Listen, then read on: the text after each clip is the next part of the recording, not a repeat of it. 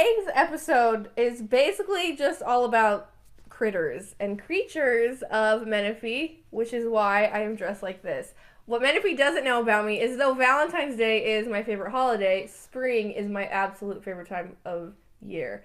How do you feel about spring? I love spring. As we can I'm see. so glad that we're going to jump out of the rain Yes. and into the sunshine. I am too. So, speaking of jumping out at you, you may be driving around Menifee for the next month or so, and butterflies will be literally jumping out, seeming at your car. If you've driven anywhere in, I don't know, by Target and down Scott, where all the fields are at, you probably have seen the mass amounts of butterflies just flying into your windshield or all around you.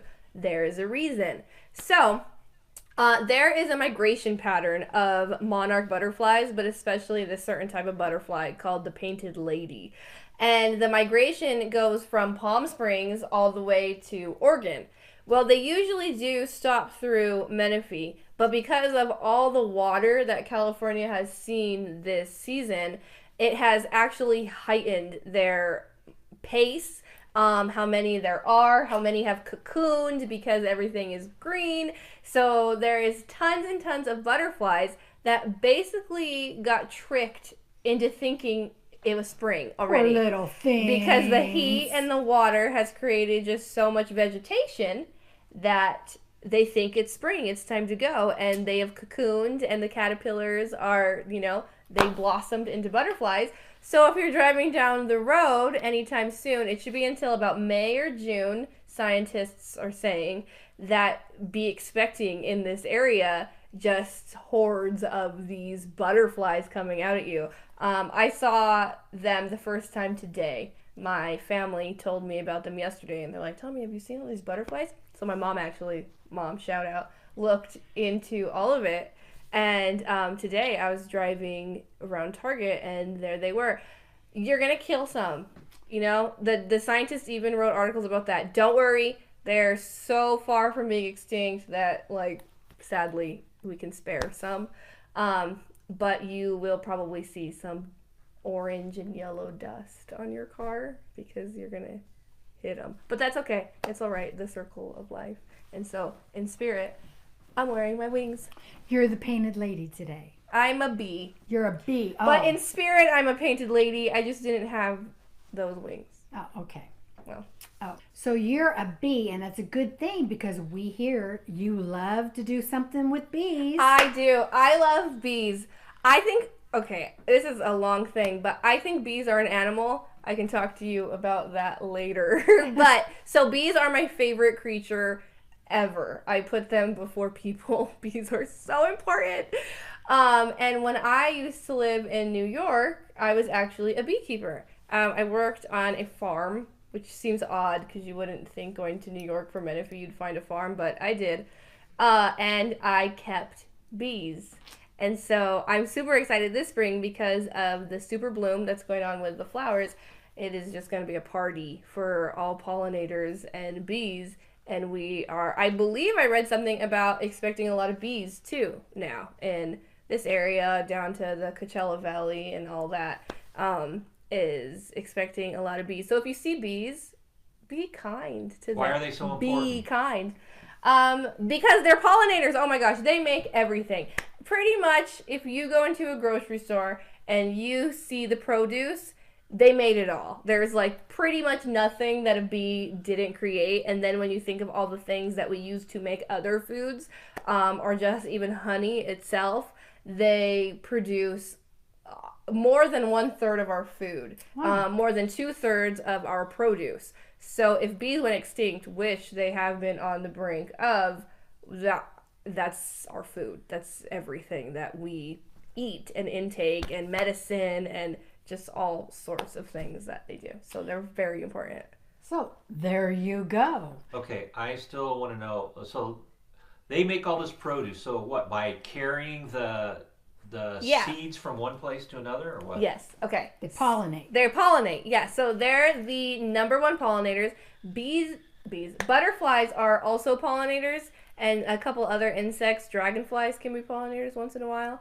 But what happens is that the bee goes and it goes into the flower and it takes the pollen from the flower, and it's okay. This is how honey is made. They eat it and digest it, and what they digest is honey. However, when they are taking the pollen back to their hive and to do whatever they're gonna do, they drop it everywhere. They drop their pollinators, so they drop the pollen from the flowers all over the place. Wait, I have a question. Yeah. So honey is bee poop? No. It More is. like bee throw up, I'm gonna be honest. Ah! Yeah, it kind of is. There you go, people. This It is is. interesting stuff. It is. It is. But it tastes really good. It does. does. It tastes good.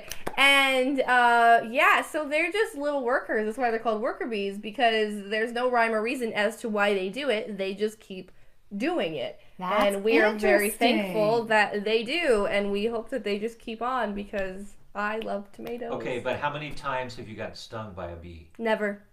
She's Never. one smart cookie. The only time that I've ever gotten sort of stung by a bee, and it was all my fault and I didn't get stung, I was in the 6th grade and I was sitting in the grass and I trapped a bee inside of my hand and I stung myself. He didn't come at me. He was sitting there and I put my hand in his Such stinger. the activist. She just doesn't want to blame it on the bee. It didn't good. do it. It didn't. Don't be afraid. If you don't agitate them, they'll leave you alone. They attack because they feel they're threatened, and so when we get afraid and start swatting them, they get afraid. And So don't run either, right? When they're around. unless you're allergic, Yeah. you gotta go. Okay. And now a word from our sponsors at Archibald's.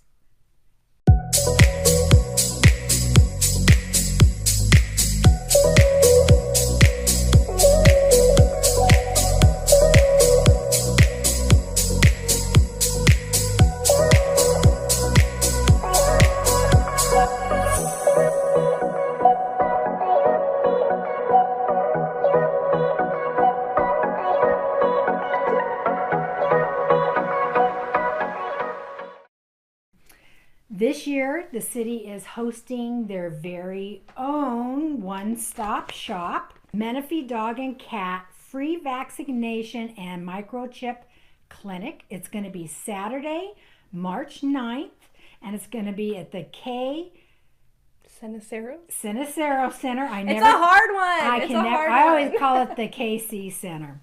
And that's going to be at 29995 Evans Road from 9 to 1. But everybody needs to remember, these spots are limited. When they're full and done, it's gone and over with.